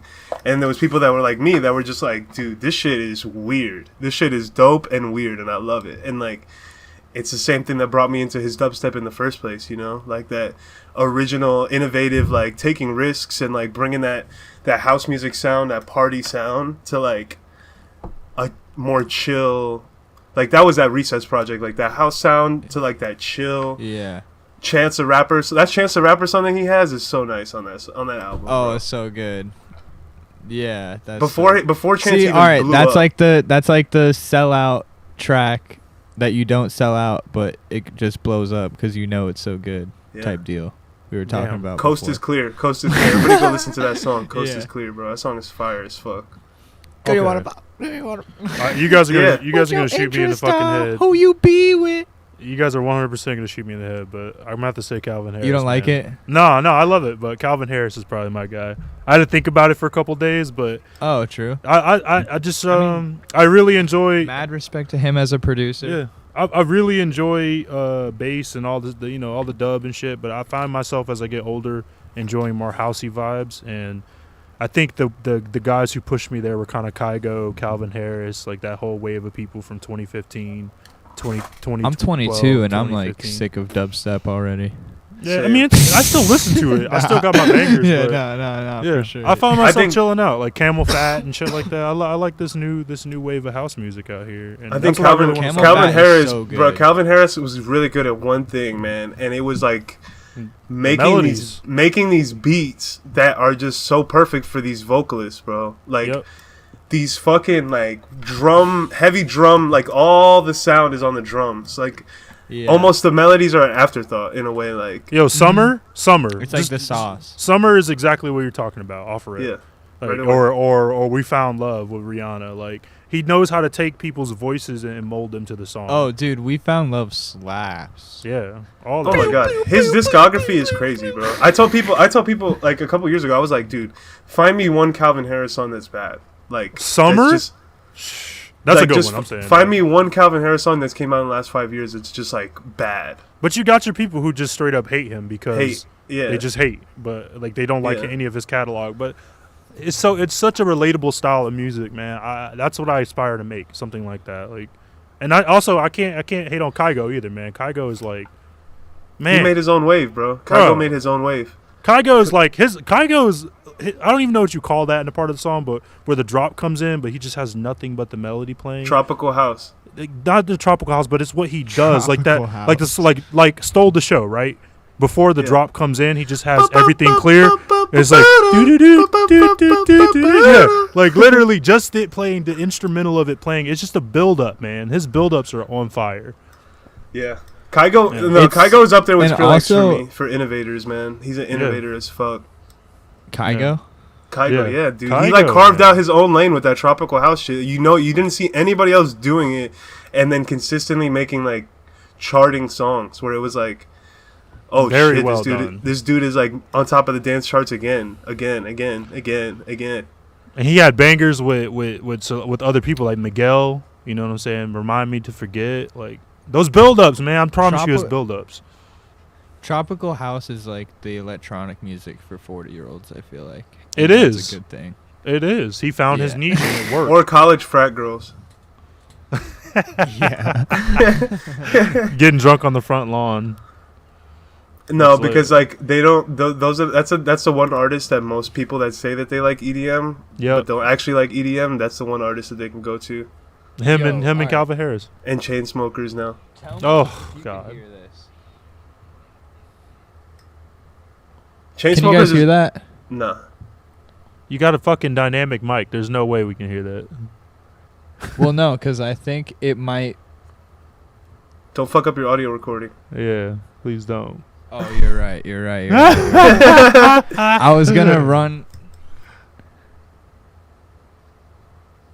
Did you I fuck was it up? about to run my my input, like my computer into my mixer, and my mixer's running into the audio here. So I was gonna see if there was a way I could like play music. There is a way, but we'll definitely be able to show you next time for sure. Because there's definitely a way. Yeah. Yeah. But man, look, we're already at like 140, like just an audio yeah. recording Yeah, alone. I was about so. to hit us with the outro. Hit us with the outro. Fuck it, let's go. Let's close it If out. it doesn't work right, wait, let's do the outro now, and then I'll play it in case it doesn't work right.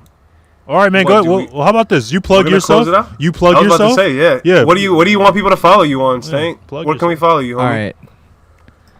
I love Twitter, but I'm taking a hiatus from it because I love it too much.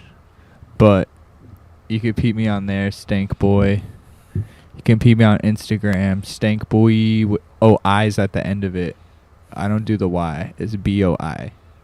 You know what I'm saying? SoundCloud is where if you actually love me, go there and follow me. Because the other ones are just like icing on the cake. Yeah. You know what I'm saying? Definitely follow this man's music, bro. Yeah. We're gonna put links to Yeah. that shit down in the I'm a musician. We're gonna put it not on a the social screen. media We should put it on Right. the screen. thing. Put it on the screen. We're Hit gonna me with actually it. broadcast it into your brain, and you're gonna go do it. You're mind controlled now. The chip. What was Elon Musk was saying? He's coming. Did you guys out see with- that movie Upgrade? No. Dude, that movie was so hard. The guy had a chip, and he had like a car accident or something like that, and like it was really crippling to him. So they put a chip in his brain, and then like it made him a superhuman, and he like took on the world. Oh, Limitless. Nah, no, not even like it at all. You should look it up. Upgrade. It's so cool. 1 million peso, man. Like, what do we? All right, Deontay, where can we follow you at? 6'7". That's all spelled out, one word with an underscore at the end. Dope. And Klvtch Beats in this bitch. You can follow me on anywhere that has followers. Klvtch Beats, anything like this. Klvtch Beats. I gotta give me a card, K-L. man. I gotta get a pretty card like you. That's real cute. Hopefully, my talking cuts off your fucking card image. Well, thank you guys. Outro coming in from Stank. Make sure you follow him. Follow all of us. Thank you for checking out the show. We got episode 4 coming out very soon. 4, motherfucker. 4. 7. Count 'em. Oh, I'm gonna hit him with the collab, Alec. Do it. Do it. Significance. It will be significant.